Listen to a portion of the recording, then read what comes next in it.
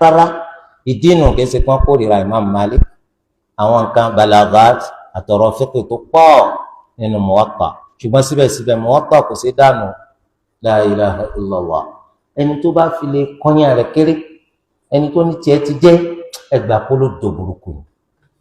kò sí jẹ́ tírà pàtàkì al-Imam Ibn Abdul Barr ó ṣe sharhu rẹ̀ nínú tírà kan ó pè ní at-Tamhid ó jẹ́ ìdí 24 tírà ni ó tún ṣe sharhu rẹ̀ nínú tírà mi al-Istidhkar ó ń jẹ́ ìdí 30 tírà ni wàláhi tàláhi kìí ṣeré al-Muwatta kò sírù rẹ̀ lábala ń tó kó sínú nípa fiqh tírà téèyàn lè ṣe nínú Muwatta yẹn wàláhi oríṣiríṣi tírà lè jáde mbẹ látara ntí Malik kan sọ tó jẹ́ pé wọn àti ìṣirò rẹ̀ rí téèyàn lè kó jáde nínú rẹ̀ kí wá sí àwọn kí Ibn Abdul Barr nìkan al-Baji àwọn náà tó ṣe al-Muntaqa az-Zarqani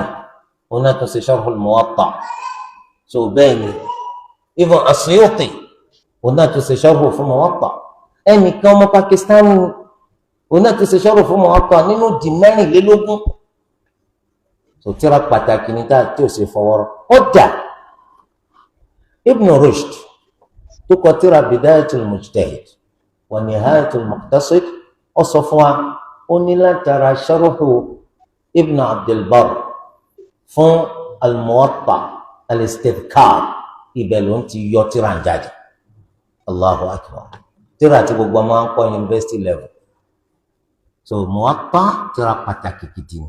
ó sì yẹ ká kọ́ ká mọ̀ dáadáa torí ẹ̀ ń bẹ́ẹ̀ nu tírà tá a máa ń ṣe ìdánilẹ́kọ̀ọ́ rẹ̀ so einstein sẹ́ni sí ó ti lé lọ́dún 14 lẹ́kọ̀ọ́ inshàlá òun náà bẹ́ẹ̀ nu tírà tá a padà gbé jáde